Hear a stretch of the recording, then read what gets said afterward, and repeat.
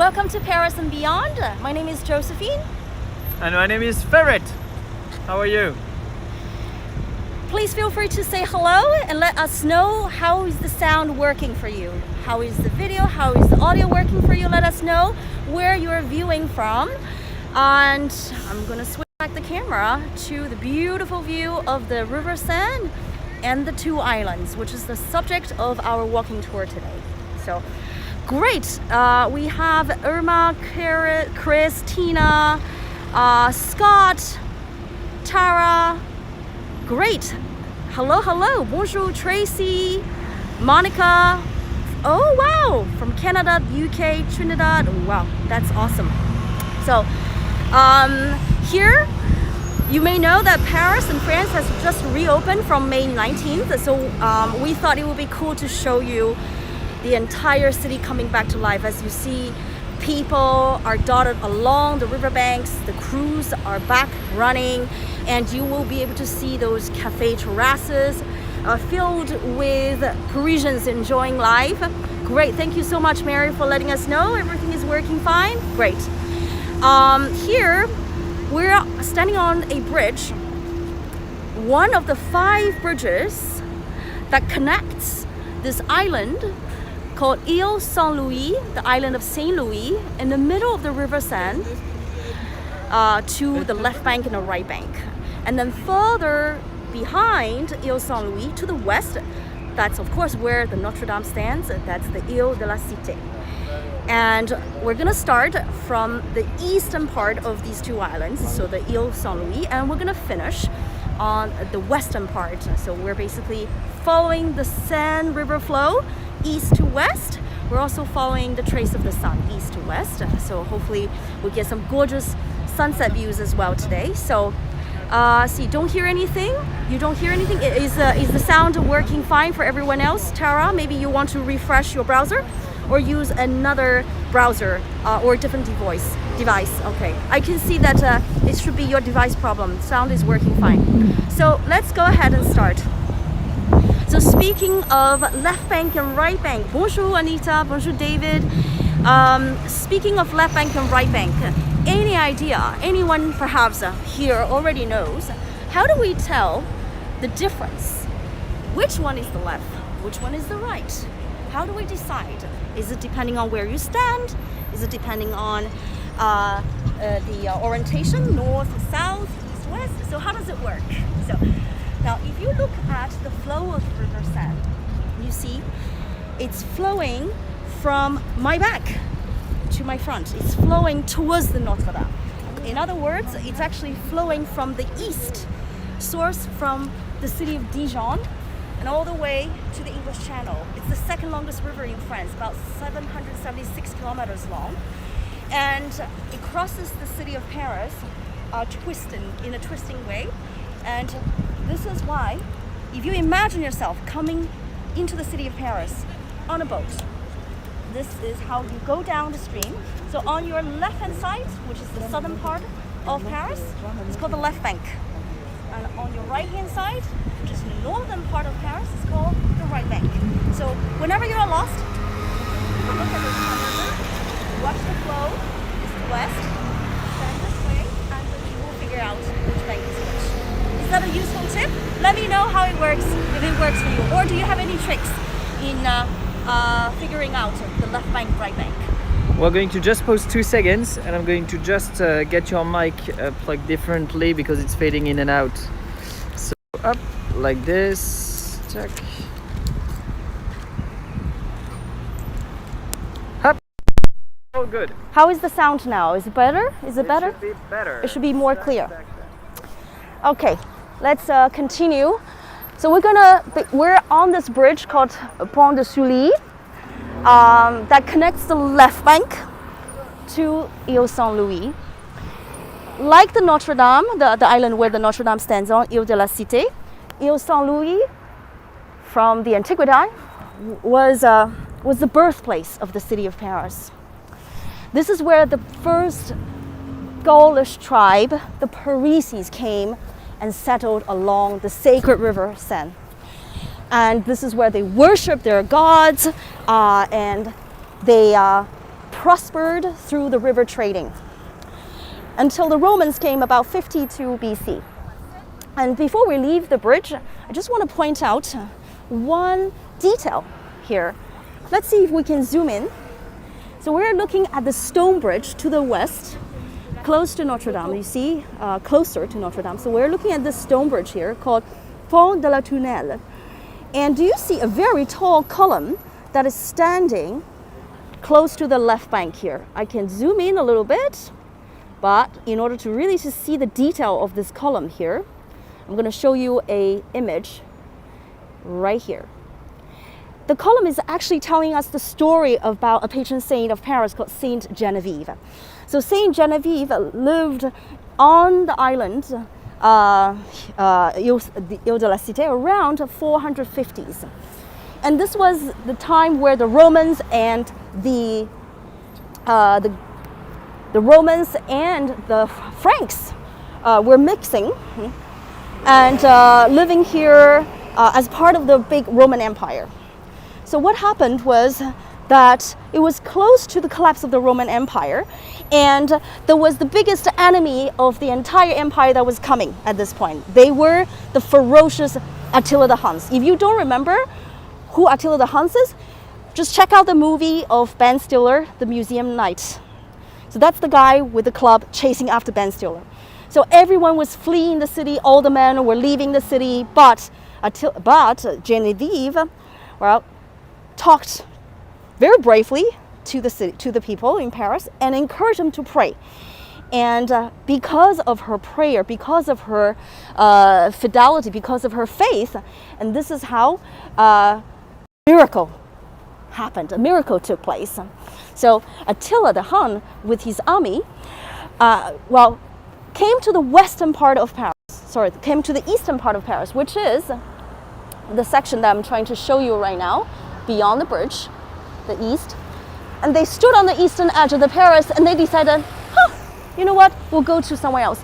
So instead of invading Paris, they actually went south to another city called Orleans. So Paris was spared, and this is when Saint Genevieve has been held as the protector, the patron saint of Paris. And because of her, because she was the first patron saint of Paris, she's honored on this bridge.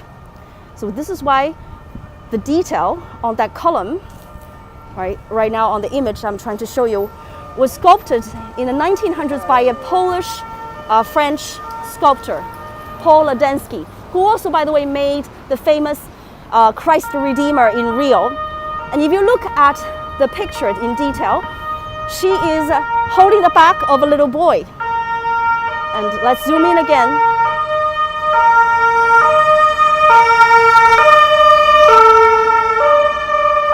All right.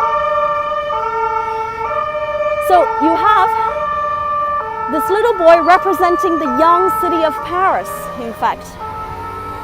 The young city of Paris is being protected by Saint Genevieve. So turns out Paul Adensky, he wasn't a big fan of his own work. He was disgusted when the city of Paris decided to put the statue facing east, because he wanted the statue to face west, facing the Notre Dame Cathedral. So it's bad for him, but today we still have Saint Genevieve protecting the Parisians from east, where the Attila Hun was invading. So that's the story of Saint Genevieve on the bridge. So now you know we have this little reminder of our first patron saint here. So now we're looking at the right bank, the other part of the Pont de Sully here. So you can see how the Parisians are relaxing. And here a little detail of one of those many beautiful townhouses that you can discover on the island Ile Saint-Louis. Now, if I can zoom in here and just show you how pretty the house is. There's actually a little garden as well here.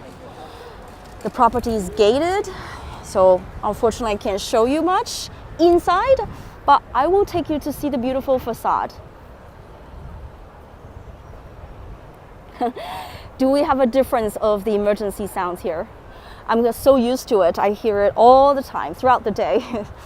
It's almost, I don't even notice anymore. So here, this beautiful townhouse that dates back to 1640, even 4 years before the island was developed, Ile Saint-Louis, right, is the oldest townhouse here at number 1 Quai d'Anjou. Just to zoom in here, have a quick look. Anybody knows who's the owner of this house?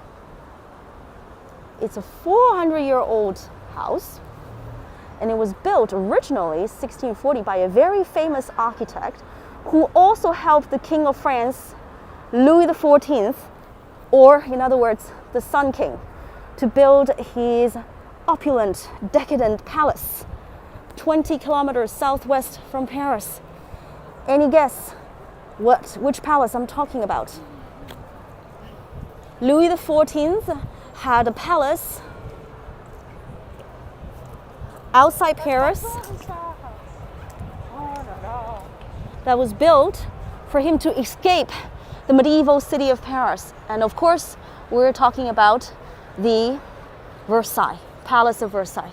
Exactly, Rebecca. So the architect who actually builds and the decorators, the painters who decorated the Palace Versailles were the ones who worked on the same townhouse you're looking at, which is called Hôtel de Lombard. So it was built for this Lombard family who was financiers and aristocracies in the court of Louis XIV. And this was supposed to be their townhouse in Paris. But so it changed, of course, it changed hands so many times, and it's always been owned by very wealthy, prestigious people, including the Rothschilds family. And the last time the Rothschild family sold it to Prince Abdullah, the brother of the ruler of Qatar, in 2007, and this was sold. Anyone wants to guess how much, and see if you could have also bought this. So this was sold for 80 million euros, and they really wanted to modernize this building that from the 1600s, you know, not only to improve on the stability, but they also wanted to say to build to set an elevator, a lift in the house. They wanted to install air conditioning all over. They wanted a parking garage underneath the garden, which means they have to elevate the garden as well. So because it's classified with the rest of those hotel particulars, these townhouses, these aristocracy houses on St. Louis, as historical monuments. And this is how you can see many of these houses, especially the ones that's facing the Riverside, left bank or right bank, has got these plaques. So each plaque is telling you the famous historical figures who lived in these townhouses. So because it's classified as actually supervised, the works is supervised by the city of Paris. After years of negotiation, discussion, finally work started. Broke out from the roof in 2013. And after the fire, let's just say that they were much freer to do what they wanted to do with the house, right? So because a lot part has been destroyed, including beautiful works on the ceiling. So I just want to show you the interior of this particular house that we're looking at. So if you are wondering what type of ceiling paintings there are in the house of the Hôtel de Lombard, it's similar to something like this. It's kind of like Versailles, very Baroque style or Rococo style. So this house we're looking at is called Hôtel de Lausanne. Yeah, do you see the words there? Hôtel de Lausanne. And if you just look at the water pipe, right? Usually it's a simple pipe. But here, even the pipe is decorated with such rich details. So now, This also was a townhouse for the Duc de Lausanne, built in the same period as the hotel I mentioned. And it was decorated by the painter Charles Lebrun, who also painted Versailles, the decorative elements of Versailles, just to show you more what it looks like inside. So you just have to imagine a little bit. So rooms, and another one here, ceilings, beautiful wooden pockets, even the stair of Versailles, doesn't it? Choose, and in the courtyard, this beautiful little quiet hidden courtyard as well. So that's why Ile Saint-Louis is such a hot space for property. The per square meter is sold up to 17,000 euros per square meter. 17,000 euros per square meter. My mic is cutting out and the video freezing up. Thank you for... It's because you are too close from the river. I am too close from the river. Yeah. So you go. So we're going to go... we're trying to get to a better connection. And we're coming away from the river. We're coming into the Ile Saint-Louis, inside. Well, so thank you for letting me know and keep us updated about the sound and the video quality. You know, we can try to stay away from the walls. We can try to stay away from the waters. And but if somehow it gets a bit slow or it sometimes freezes, but I have tested the route and it didn't cut, so we should be able to sustain the whole tour. So, but do keep us updated. So it's very peaceful, as you can see. Oh, somebody opened a door. We have to peek into these beautiful courtyards. Can you see? Isn't that beautiful? Can you imagine living in there? You are literally a minute away from the hustle and bustle of the city. And I've had people, friends on Facebook, you know, the friends, followers of our page, telling us that their experience of staying at hotels on this island, Jeu de Paume, I believe, I think it was Michael who told us that he even had trouble falling asleep because the island is so quiet. Well, see, we're just one street away from the river banks, from the quays, and it's absolute silent. And this is the only main street by the name Rue Saint-Louis-en-l'Île, as this island is named after Saint Louis. And so this street, main street, that runs east to west of this island is named Saint Louis on the island. So the western part here and the east part. So the townhouses, the hotel particularly is, those aristocracy mansions that I mentioned were taking almost the entire block just there. So now I want to show you also, let's see if this church is open. It's not. But we can, even the outside of the church, St. Louis' church is very impressive. There's a bit of work going on, but we come to the interesting, just want to show you also what's inside. But if you want to look at the inside of the church, St. Louis Church, very classical, right? Check out from our page earlier posts. I've posted video and plenty of pictures, so have a look inside. Unfortunately, but we can only see it from outside. So it's a very interesting feature right here. You see, there's plenty of connecting holes. And the idea is because it can get so windy, So it's for stabilizing the steeple so that pass through. And another feature that almost looks like an obelisk, doesn't it? It's very unique in Paris. So if you, it is very unique, yeah. So if you can see, if you come around and then you see the steeple there, for sure, you will remember that's the St. Louis on Lee Church. And another feature that you see is the clock that protrudes from the wall. Very cute.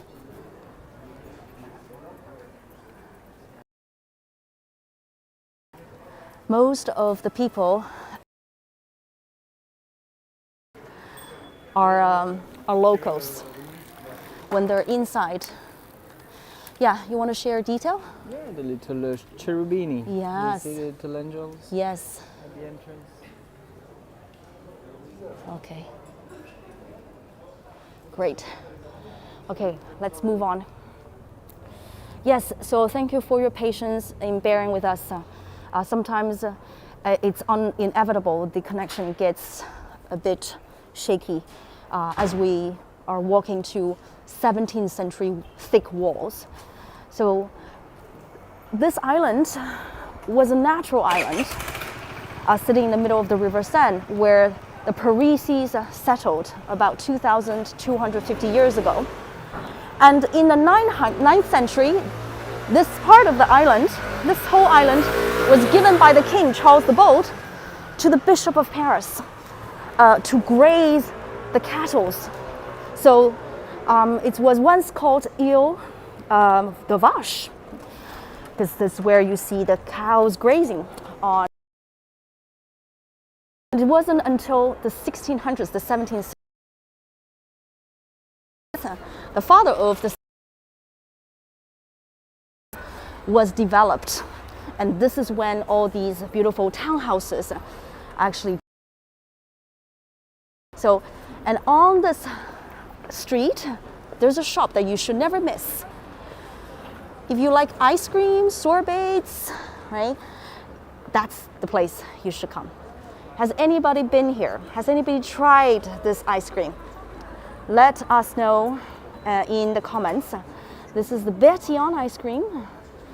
It's a business that started, I believe, in the 1950s.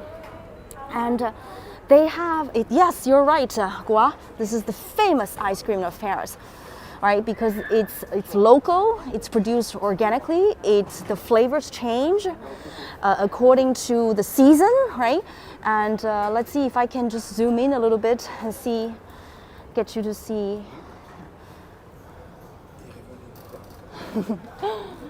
Here we go. So that's the menu over there. You see the queue is starting. My favorite ice cream here. My favorite flavor, I think it's peach. What's your favorite flavor? I roasted basilicum with ananas. Pineapple. What's pineapple? ananas? Pineapple. Sorry. And has anybody tried the caramel? Yeah, it's The salted butter. caramel. Yeah. Yes, salted butter. Or even better, what I really like is the black sesame. Oh, the black sesame. Black sesame very is rich. amazing. Otherwise, you have Grand Marnier as well. If you feel it's an amazing night, you take Grand Marnier. And what I really like, sometimes they have the black truffle ice cream. Rarely, but when they have it, you buy it, you take it home, and you put it a scoop in your plate, and you put a poached egg on top of it, and you eat the poached egg with the truffle ice cream. It's heaven on earth. We have to try it tonight. Yeah. Oh. I So have to make it for you, yeah. So yes, so just know that sometimes the queue in front of the ice cream shop Bertillon can get all the way around the block. And if you don't have the time to queue for it, we're going to come across other restaurants who are resellers of the Bertillon ice cream. They are perhaps 30 cents, 40 cents, 50 cents more expensive than the price that's sold here. For a single scoop, it's 3 euros. For a double scoop, I believe it's 5 euros. And but you can still taste the ice cream. So for example, the ice cream shop there they sell the Bertillon, and then some other ice cream shops down the street also. So we're going to go back to the river view. We're going to go back towards the left bank, and I hope you get to see how lively it is now, Paris, filled with terrace. And Ile Saint-Louis is also a place where the place where we don't have any metro running. There's about 3 bus stops on the island, so this is why it's rather quiet compared to other parts of Paris. So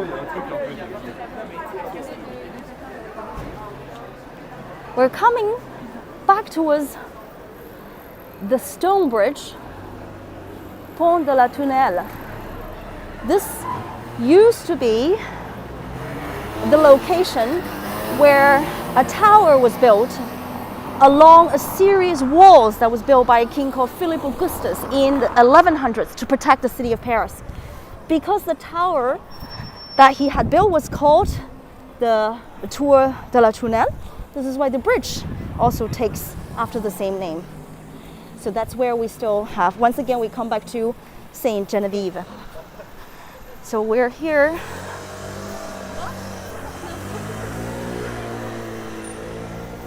I want to show you some of these nice facades of these mansions. Of course, the best view are these houses that's facing the river. Welcome, Pam. Victoria, will I be able to see Shakespeare & Co. bookstore on the left bank?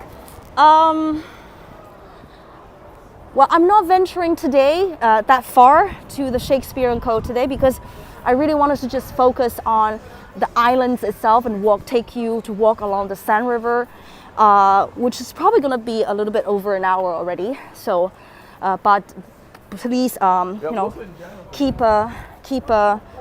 checking in. We post photos on Facebook and Instagram daily, so of our life in Paris.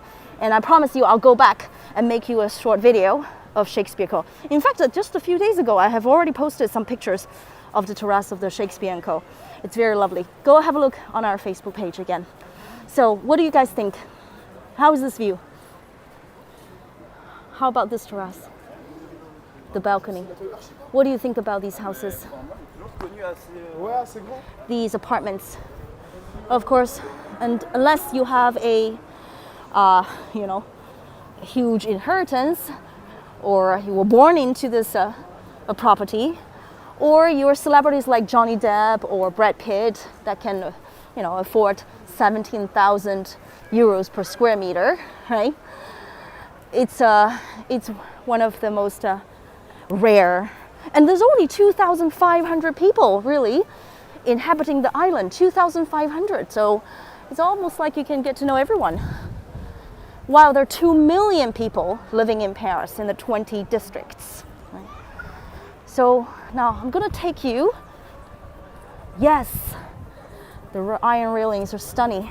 And you usually see that these houses are very short, right? They're not more than 6 stories, including the very top roof.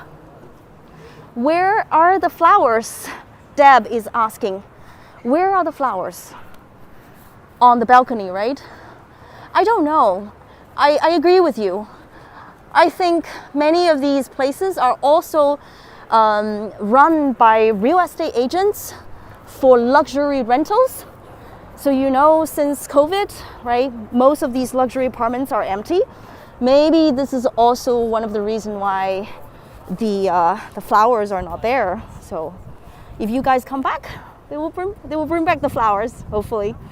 So now we are coming to the western part of the Ile Saint-Louis, and the bridge that connects this island, Ile Saint-Louis, with Ile de la Cite is also named Pont Saint-Louis, the bridge Saint-Louis.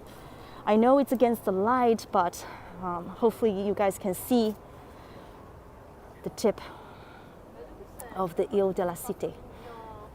And in fact, this tip of Ile de la Cite is a memorial for the deportation during World War II. It's a very cool place to go see as well. It's free, and it's a really an inspiring architecture as well. So now I'm going to take you on a little walk. So if you're looking for, you know, peaceful places to just enjoy, meditate, have a sandwich, have a little picnic, you know, this is one of the top recommended place from us. You see all these space, I mean, you can easily sit on here, right? Okay, I'll try not to drop the phone, but you can easily sit on the on these railings, and you also have very large area at the end, at the tip of the island, which I'm going to show you. Is the city safe at night for single women? Victoria asks. Yes and no. The northern part of Paris is a bit worrisome. I wouldn't go out in the dark alone. The northern part, we're talking about, say, the 18th or 19th, part of the 18th and 19th district. But if we're talking about the city Paris center, the city center, districts from 1 to, I would say, 11, right? They're rather safe.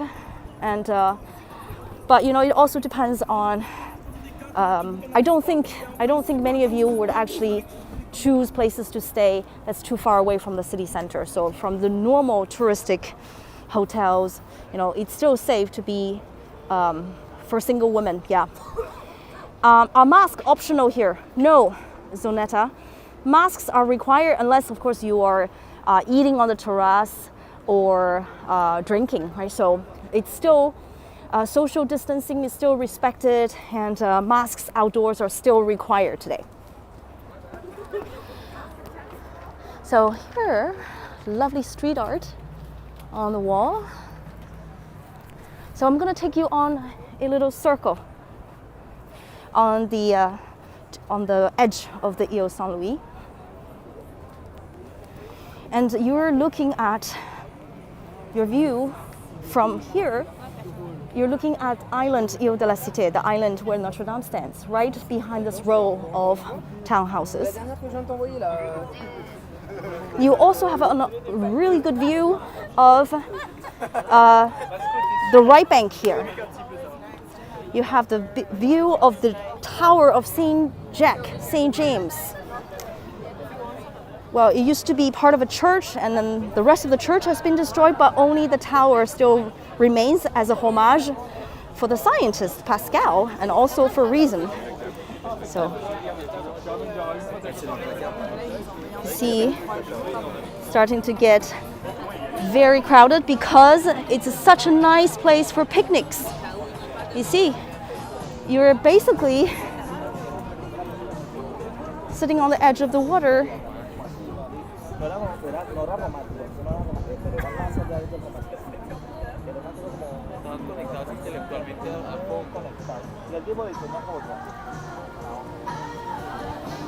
Of course, if you come on a weekday, right, at this hour, it's a lot quieter. Today, Saturday, the weather is great, it's gorgeous. We're in our 70s Fahrenheit, 20s, mid-20s Celsius degree. And to be honest, the weather has been pretty chilly, windy over the last week. So I think everyone is outside, enjoying the fresh air, enjoying the sun, enjoying life coming back, the energy. So, well, normally it is not this crowded. Normally on a weekday, right, it's not this crowded. And you can easily, I think I posted some pictures that I took just last weekend, and then there's only like a dozen people there. So, but you see, plenty of space for you to pick on the island. Okay, if you decide that you want it to be served in the restaurants, right? So we're gonna go and have a look at some of those nice terraces. So yeah, maybe Farah, you can help to post the link of our Facebook page. And also, for those of you who are not familiar with us, this is Ferret. Mango. Mango. Thank you very much. Oops. Oops. Turning. And for those of you who maybe just joined in, we'll just do a really quick introduction. My name is Josephine, and My name is Ferret. we're both tour guides. We've been guiding in Paris since 2015. And we started our page and broadcasting live tours and virtual tour webinar tours, hoping to bring you back to France faster and also to connect you with us here. So we're offering these tours for free. So to help support us, for example, the equipment, the time, and everything, we really appreciate your support. So if you have some spare money for coffee or something, well, feel free to send your love our way on our PayPal. And Farah is going to share the link in just a moment. Right? But if it taps into your latte budget, don't worry about it. Just enjoy Paris, enjoy, and please come back soon to Paris. So let's continue. How is the mango? Amazing. I took it for you, but Yeah, well, it's a bit hard for me to eat now. Okay, well, you're very welcome. We do enjoy as well. Yes, David, you do. Thank you for your reminder, the Space Invader. Yes, the very famous French street artist, Space Invader. Next time I see it, I catch it on camera, I'm going to point it out. Let's see. So here, there is one on the other side of the river next to Notre Dame. The next one. the Space Invader? Yeah. Do you mind posting that link? So here we're coming to the really, I think the busiest part of Ile Saint-Louis, the part that connects with Ile de la Cite. So this is bordering happy hour apéro with dinner time. I think most people are still enjoying their apéro. You can see what they're eating: cold cuts, beers, and some people are setting their table up for dinner.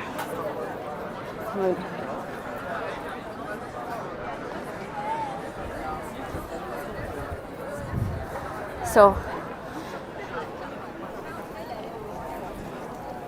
oh, just to show you guys, that was the street, the main street, east-west, the street where we saw the church. You can still kind of see the special steeple. Maybe the light is not good there. And just about there, you can find the original shop Bétillon, but you can also get your Bétillon craving here, which is a reseller. You see, right here, the restaurant with the red awning. I think many of you may have eaten here because of the wonderful view, right, of Notre Dame.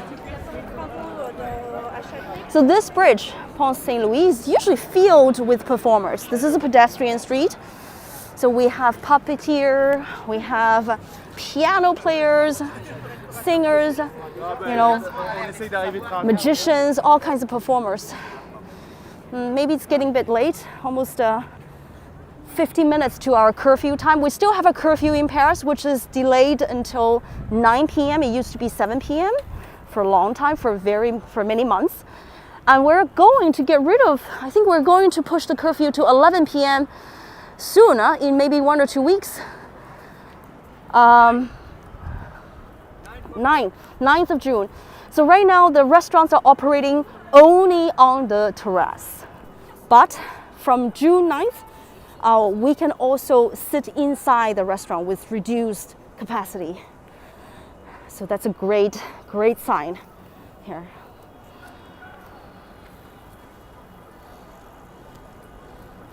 Will we pass a restaurant called something like La Sagende? No, I don't think so. I don't think, Elena. Do you have a special recommendation for this restaurant?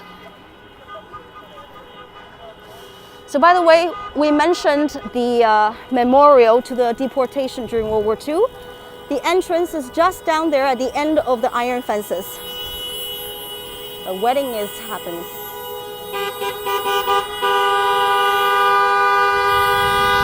Wedding. Yes, wedding. Let's make some noise. Oh, we have a Space Invader now. Next to the Cafe Esmeralda. Do you guys see it? Right there, the Space Invader.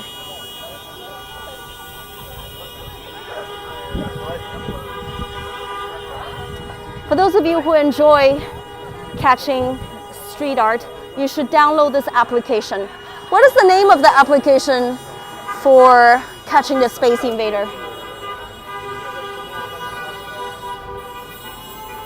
It's called the Flash Invaders. Yeah, and you can collect those Space Invaders as you go around the city. These are all the ones that was collected by Ferret. So how long did it take you to collect all of these? 2 years and a half. I have almost 1,000. Almost 1,000. I'm a big fan. So, are you anywhere on the top of the ranking? No, not yet. I'm a bit more than 1,000. Out of 32,000 players, I'm 1,200, something like that. Oh wow! So who has the biggest collection I don't number? know. The size doesn't matter, right? It's your own personal collection. That's what matters. So, no, I think is this only for Space Invader works in France, or No, is it no. also includes the ones abroad?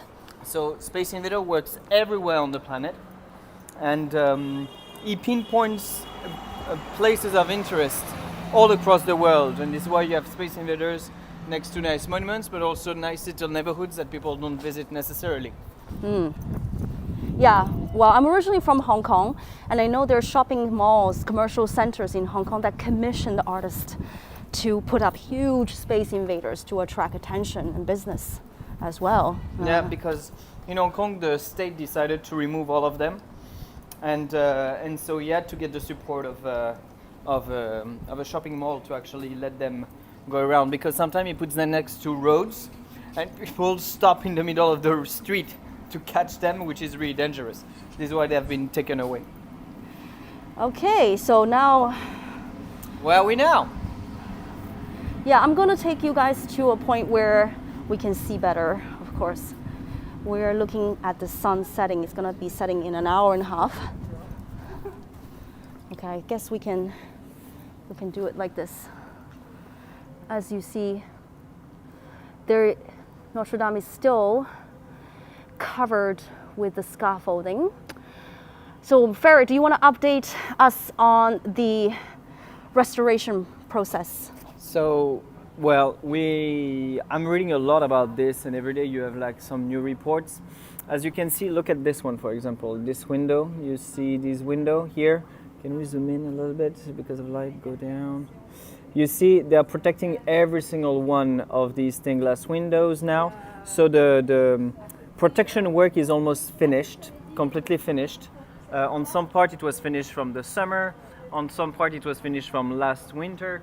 And so it's almost completely done. By next winter they start to reconstruct the nave, the arches inside the nave, and they will start afterwards to rebuild the ceiling, the rooftop that has burned, and then they will attack at the same time as they do the rooftop, they will also do the spire, right? And this is the most important element.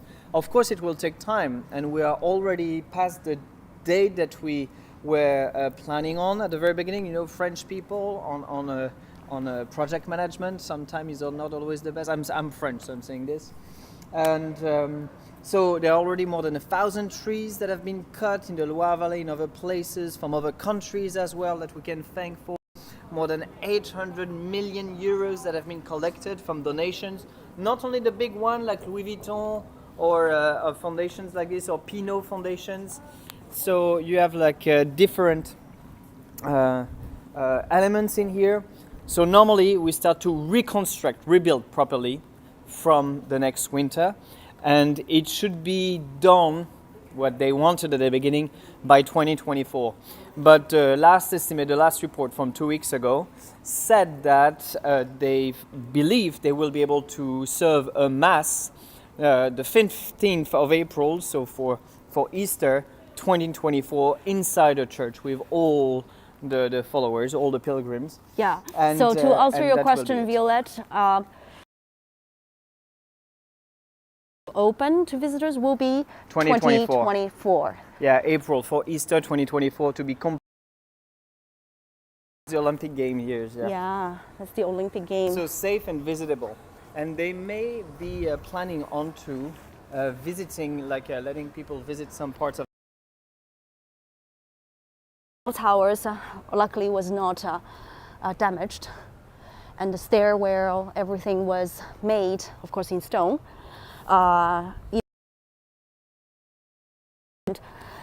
yeah, it's likely that yes, indeed, Tina, it was a very sad day. We watched the fire on Eve. It felt earth shaking. It was just so surreal.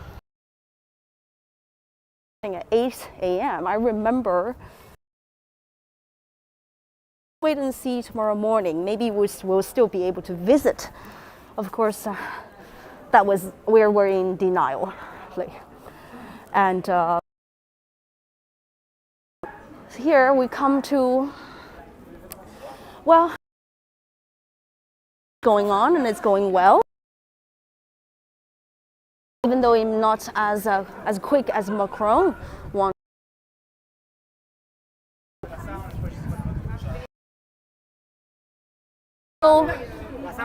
Wine bar, restaurant.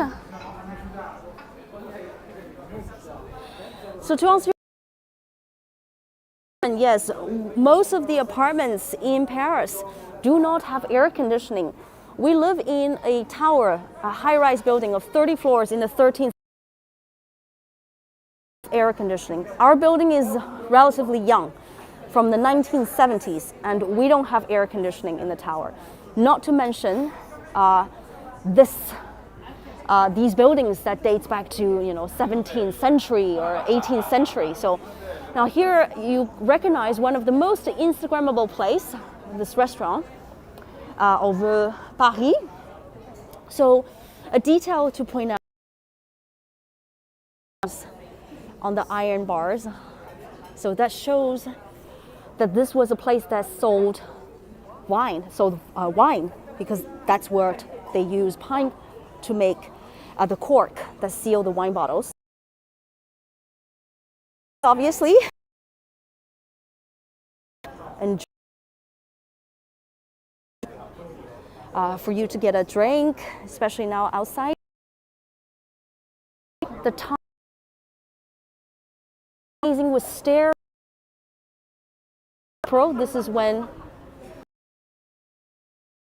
the purple wisteria flowers block tables and chairs.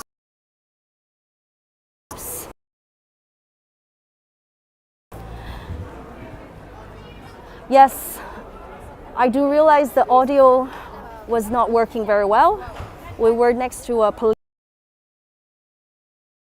Better.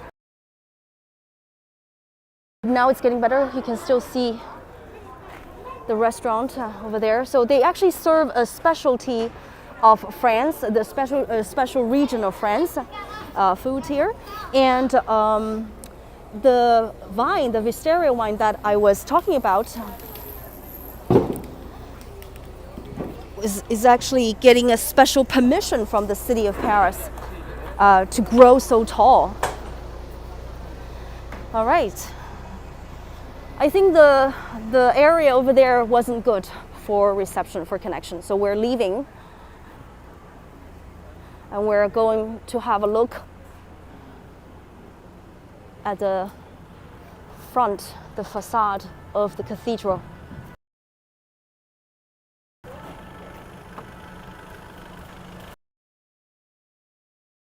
Is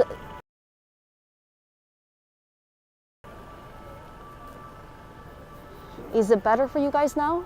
How is the sound going?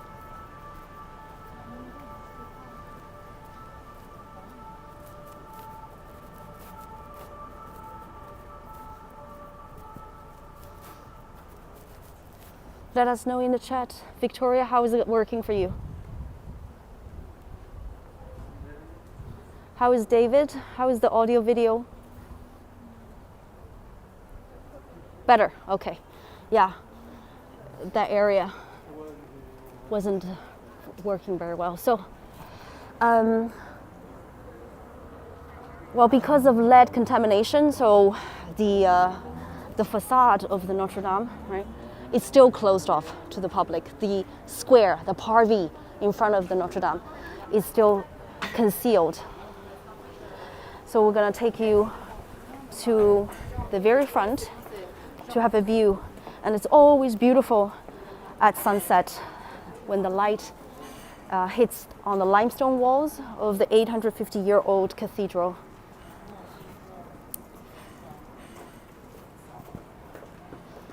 And next to the cathedral, on our right, is actually a hospital. It's the oldest hospital that dates to the 6th century. It wasn't the original building itself, but the only hospital in Paris up until the Renaissance. So for those of you who are back to Paris maybe and wanted to escape from the noise, the crowds here, it can get really busy, you can go inside and there's a gorgeous hidden garden just inside. It's a hospital, yes, it's still an operative hospital, but still, you can go inside, there's a beautiful little hidden garden. I just love this little music box.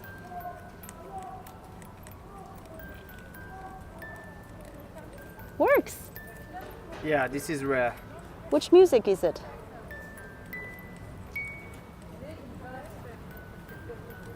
Is it the song that they're playing?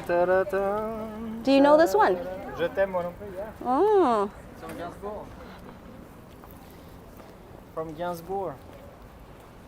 I'm not too good at singing today. Okay, so here we are.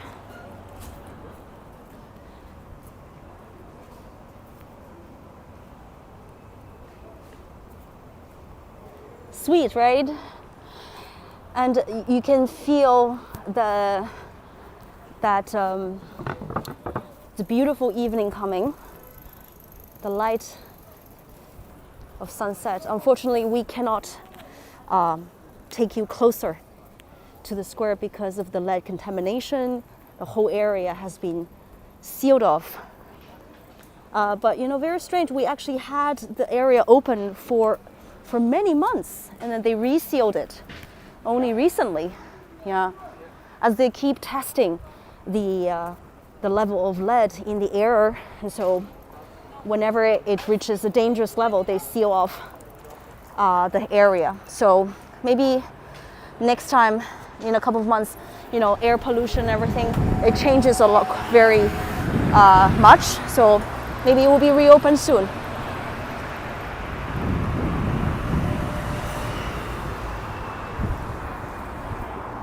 Okay, we're gonna cross the street. And we're gonna take you to see the western part of the island Île de la Cité. And the building straight ahead of you is the police prefecture, the police department.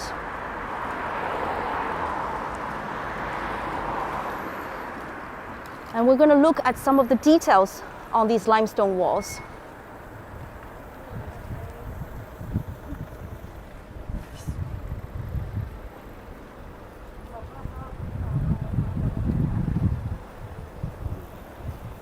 So you're still looking at the same hospital that we just passed by. It's the largest building on this island. It still serves as a hospital, an emergency hospital for the first 4 districts of Paris. So this is why you see the sign there, urgence. And we do have quite a lot of ambulances, sirens here. And just across the street from this hospital, Hotel Dieu, we have a part of history from 1944 that is immortalized on the walls here.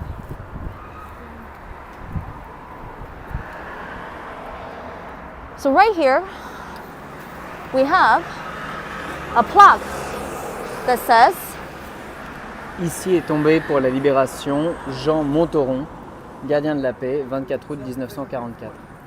so what does that mean? It means that during the liberation period of Paris, the police building, the prefecture building that we were walking along here, right, so was the place where they had weapons, guns, gunpowder stored, and the resistance, right? They were the ones who were fighting against the Nazi who were remaining in Paris. And so lots of fighting broke out between the resistance and the Nazi right here around the police headquarters. And resistance fighters such as this one, right, were shot at this spot. And so we have plaques like this. In this case, it was a police officer, and you can see whether it was an American soldier, whether it was a Frenchman, whether it was a French police officer, a French resistant, from which faction they were. Sometimes we don't know who they were, from which exact faction they were of the resistance, because there were several of them. And so these plaques are all across the city, actually. It's not only on the Préfecture de Police. All watch if you haven't seen it. It is called Is Paris Burning? And it's named, this movie, Is Paris Burning? The title is a quote from Hitler when he was asking the commander of Paris, called Dietrich von Koltitz, who is actually the man who saved Paris in a way, because he decided to go against his orders and bomb Paris. So he didn't bomb and destroy the city of Paris. And when he received a call from Hitler directly, Hitler asked, Brennt Paris, which means, is Paris burning? And that's the whole question. You should all watch this movie. Yeah. It's a bit romanticized to make it appeal like Boy Scout people liberating the city. It was much more fierce and scary than it really looks in that movie. But it gives you sometimes real shots of the liberation of Paris, and you can see footages of the liberators, because it was shot in black and white, and they could add in the movie directly the archives that we had from amateur videasts of the time. Wow, that's a lot of information there. Yeah. So to sum up, guys, watch the movie Is Paris Burning? The first Is Paris Burning is actually an American production from the 1960s, I believe. Yes. And there's a recent movie, German Franco production, called Diplomacy. Is it? It's a French-American production. Okay, so watch it, whatever production it is Paris Burning? There's also a book on it, I believe. So here we are. A church, chapel that was built, that was originally part of the royal palace on the island up until the 1300s. So this part we're looking at currently as the Supreme Court, the monument, St. Chapel, and to be the royal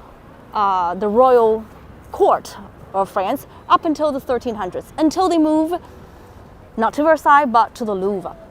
So then they moved again during Louis XIV's time in the 1600s to Versailles. So yes, exactly, John. We're looking at, or Lynn, we're looking at the Saint Chapel, like Island St. Louis. We're referring to the same saint. That's Louis IX. Louis IX was the only Louis of nearly 2,000 years of history who made it as a saint. St. Louis, Missouri in America is named after this man. So from the image of St. Louis, you can see he was very skinny because he was a very extremely pious man. He used to wear day and night hairdress, right? This is a way to be penitent at all times. And he used to generate 50 times at bedtime, kneeling down, right, to show respect for God, 50 times at bedtime. and he wakes up in the middle of the night to recite from the Bible. So, and he decided to make France the most Christian kingdom in his reign in the 1200s. So he purchased the relics, the crown of thorn that was believed to be worn by Jesus when he was executed. So this is how he built this chapel attached to what was originally the royal palace to house those relics. Purchase the relics, then to build the chapel. So since the Notre Dame is closed, so you should definitely, when you're back in Paris, before the Notre Dame closes, book a visit to the same chapel. It's built in the same period, the High Gothic. The same chapel is built 40 years after the Notre Dame. And these beautiful stained glasses represent the entire story of the Bible in 1,113 scenes. And if you come at this time, at the sunset time, when the light gets in those original stained glasses from 13th century, you will see it's breathtaking. It's like a piece of heaven on earth. So for those of you who's been inside, you know what I'm talking about, right? So now, the tickets you need to secure in advance. There's usually a huge queue. It's a very long queue, usually outside, for the security and for the ticketing. And so to skip the line on this one, what's really important to notice is that the skip the line price of the ticket is just the past. It no, was it's not the even, same price. Yeah, it was not even. Yeah, it's still the same price. So yeah, okay. Same price, and you can skip the line for the same price. You just book it in advance. Yeah, so it's basically it's a reservation. That's what it is. So skip the line ticket is a reservation. So here I want to point out this detail here on the facade of conciergerie. The conciergerie was also part of the where they actually served meals to the officers and soldiers, and it's still. And today is used for the Supreme Court. Part of it is used for the Supreme Court office. I want to point out this little hole here on the facade. It's left there on purpose. And you can see similar ones there and there, right? Does anybody know why there are holes there? You see there's more of them. It's not that they don't have the means to restore the facade. The city of Paris deliberately left these bullet holes from the Liberation Week of Paris, 1944 August. So yes, it's a piece of history to remind us liberty, right, comes with sacrifices. And here we're coming to, again, back to the River Seine, facing the right bank. And here we have a beautiful clock. Yes, the clock. Rebecca, I'm not too sure what your question is. Attacked for history is, if you want to elaborate a little bit. So the clock was a gift given by the last king who still resided on this island, on the palace here, before moving to the next palace, the Louvre Palace. And he had gifted this, bearing the coat of arms of the French monarchy, the fleur-de-lis, the lily flowers, with two female statues representing justice and law. And it says here in Latin that this piece of machine breaks time evenly into 12 parts. And so this is how, even though he's not on the island anymore, right, this machine that's coated with the monarchy symbol is watching over the Parisians on this island, reminding them that the king, the monarchy, right, is watching at all times. So here, if you look at these towers, I think many of you may have know the story about the queen, our French queen, Marie Antoinette, who was imprisoned in the conciergerie, which had been used as a prison up until the 1900s. And she was imprisoned for 76 days before she was paraded through the city of streets, Paris street city, all the way to Concours, Place de la Concorde, for the execution. And so that's the prison. Yes, it's beautiful sky right now. We're really getting close to sunset, but we are 23 minutes away from curfew. It does not look like the Parisians are intent on getting to home. You may still hear the music. So the riverbank, the quays, is really a great place to enjoy yourself now, thanks to our city mayor, Anne Hidalgo. So she is doing great work for Paris, and her current plan is to turn the first 4 districts of Paris into pedestrian bicycle only. So with buses and taxis, lane for buses and taxis, but banning all private cars. So she wants to make Paris more green, and she wants to get Paris ready for a very sustainable Olympic game in 2020. About what's going to come for Paris. For those of you who know the details about the riverbank, it used to be a highway. So you see the people that are sitting there. It used to be a highway for cars traveling east-west along the Seine.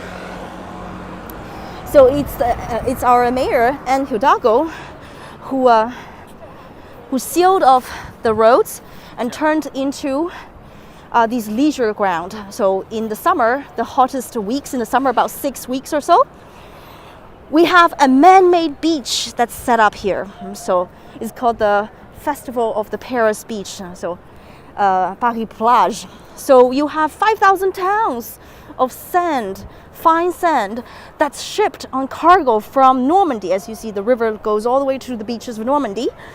And you have palm trees, free lounge chairs that's all set up here. And it's unbelievable. I think we Parisians are unbelievably lucky to have a space like this. It's so much better than just having this for the car. And this is not the only part where we have the Paris beach, but this is the most central part. There are also Paris beach set up along the Canal Saint-Martin, isn't it? Yeah. Yes, so the northern part of Paris, the 11th district. And now we're going to take you to see more of the 1600 townhouses, these buildings. Hello! We have an enthusiastic Parisian who wants to just say hello. Bonjour!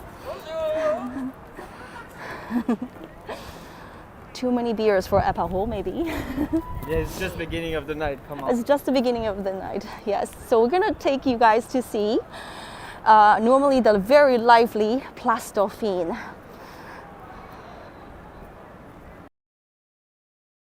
The Paris beach is new, it's from 2014, and it happens every year, mid-July to mid-August. And it's definitely a space. They even have playgrounds, courts for balls, so it's more than just. Okay. Yes. Almost stepping on. You're right. Very special, very important. We're gonna make it. Did we actually?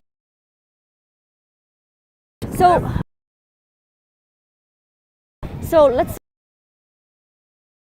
Sound is holding up for you guys. Yeah.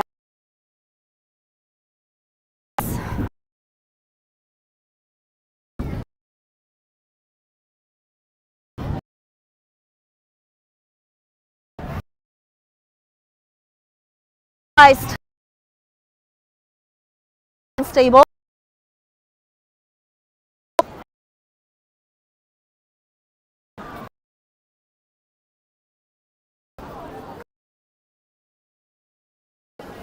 Brace on the computer.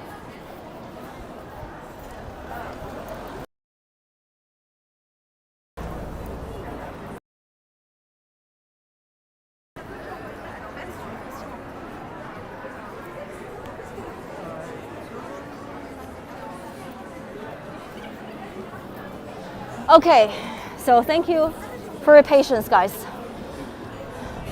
Yeah, whenever we come to these amazing looking 1600s townhouses, the walls are thicker and the connection was breaking up. So now it should be getting better.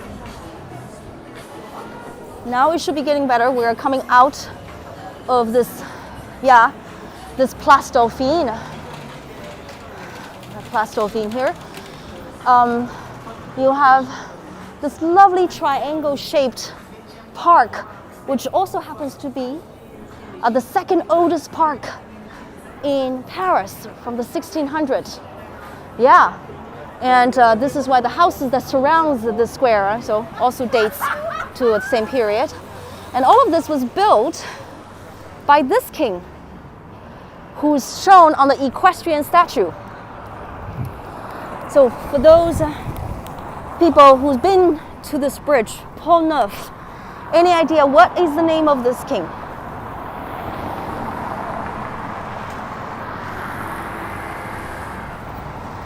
He's my favorite king in the whole French history, and he was not a Louis.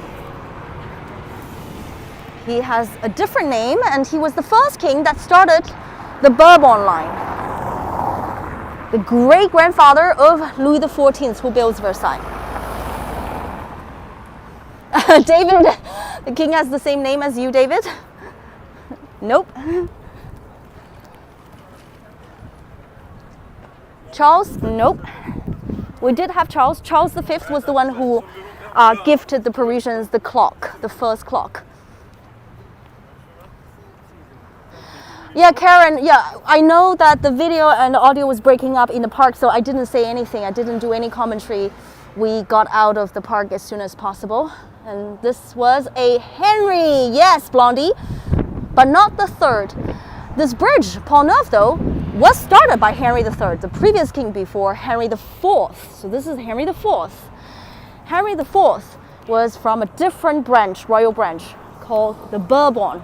So he comes from southwest of France in this region called Navarre, that's between France and Spain. And he was raised a Protestant. So when his brother-in-law, Henry III, died, he was the next king in line. The problem is the religion. Well, he was raised as a Protestant while the entire city of Paris was run by the Catholic League. And he laid siege to the city of Paris for 4 years, and he realized that war, especially religious wars, wasn't going to win the hearts of the Parisians. Instead, he decided he was going to show respect and finally accept to convert into Catholicism. And he famously said that Paris is well worth a mass. So because of his thinking, right? This is why we avoided years of religious wars, bloodshed, and once he became the king, he also gave the Parisians the tolerance. They gave the French the tolerance to believe whatever they wanted. So he was the king who signed the Edict of Nantes, which made your belief, whether it's Protestantism or Catholicism, lawful. And so he was really the people's king. So I'm going to take you down to the western edge of this island. Oh, really, David? You took a screenshot. That's very nice. Send it to us. Send it to us on Facebook. I'd love to see that because, you know, on our screen, everything is showing as normal. We don't get to see those effects. So that's another hidden park right in the middle of the city. And this park, maybe you have seen pictures of Paris being flooded, usually January and February, right? The water level comes all the way above the head of ferret. And all these entire garden, entire park is underwater. Right? But today, the perfect time to enjoy the garden. Just giving you guys a clear view.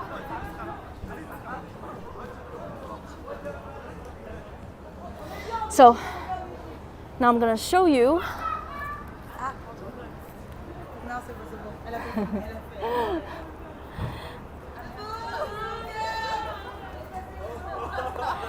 So David, looks like your screenshot is becoming the hottest commodity right now of this tour. Impressionist art. Glad that we're able to produce something here. So now we're almost coming to the end of the tour, as we do want to respect the curfew and, you know, get on the metro to go home before 9 o'clock. It's almost 9 o'clock here in Paris. Don't you just love the summer months where the sun sets at 9:40? So we're going to finish at the tip of the island Ile de la Cite, the birthplace of the city where the Parisians settled. We're gonna try to get as close as we can to the sacred water Seine. And needless to say, this is also the place we recommend you to come and enjoy sunset and picnics. Villette, we live in the 13th district in Paris, which is on the left bank in the eastern part. I mentioned earlier we actually live on a high-rise building of 30 floors. We're on the 29th floor, and so we get a really good view of the Eiffel Tower, part of the dome of the Pantheon. So yeah, we don't complain. So we live in the 13th district, and it's a district that really speaks to me because it's also an Asian district. So you find plenty of restaurants, grocery shops that has the Vietnamese or Korean, not Korean, but the Chinese, for example, food. So I love that. Yeah, 29 floors. Of course, we have elevators. So here we're looking at the Louvre across the river. I have to be careful here because there's so many people sitting around. I don't want to step onto their cheese or beers. This whipping willow here, just love it.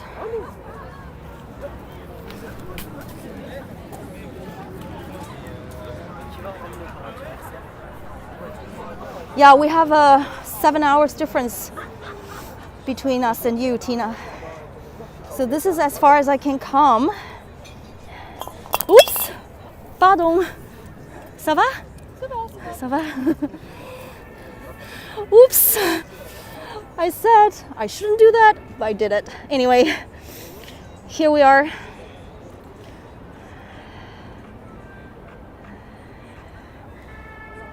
You see? Beautiful.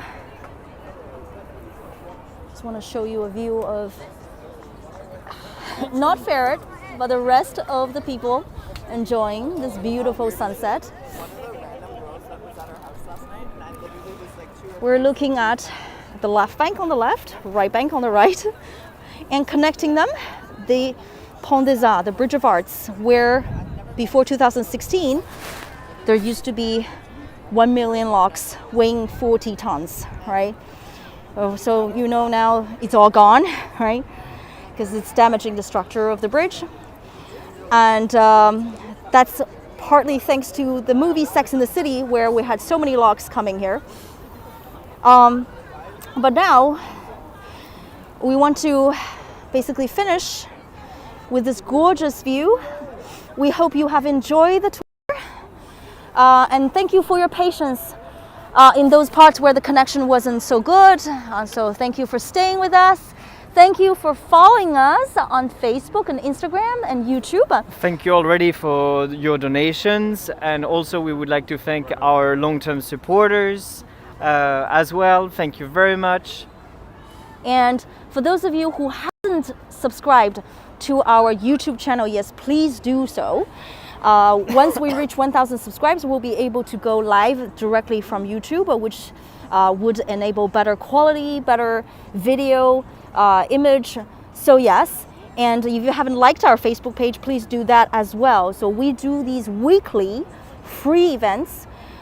This is our event of the week. We won't have another one later on today, but we do have the next Saturday and the Saturday after that. Please check out our event details on our Facebook page. So, do you guys have any questions? We are here. We don't mind staying here for another beautiful, gorgeous this is where I had minutes. my first kiss, actually. And this is Not with me. No, I was younger. No. But we this won't is go a into lovely that. place. No. We won't go into that. Any questions about life? The meaning of it? Yes, thank you, David. Appreciate that picture to the Facebook page. Wow, New Zealand, 6:50 a.m. Wow. Great. So, let's see. Okay, thank you for the recommendation. Cash app, we'll try it. We'll try it. So, thank you once again for your generous support.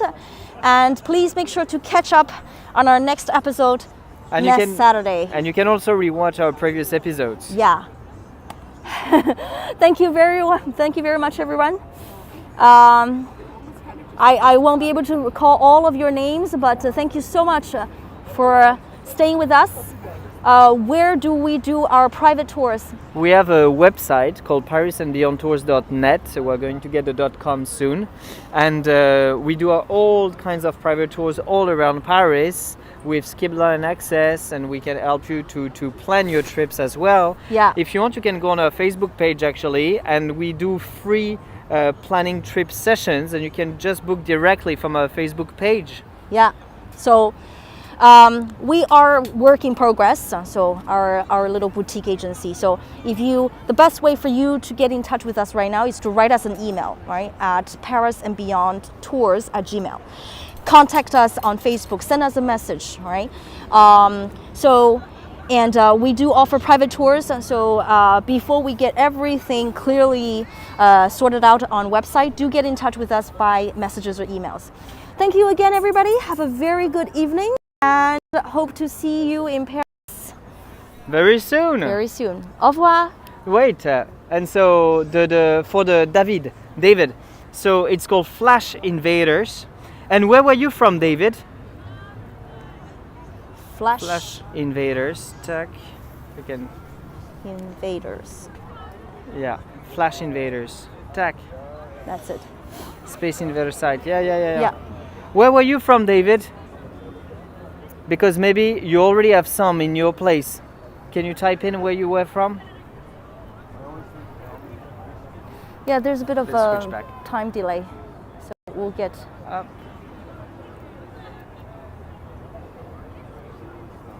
London, Seattle. London and Seattle. So London, you definitely have some. Seattle, I don't think he has settled any there, but maybe. And you can watch, you can go on the official website of Space Invader if you'd like to.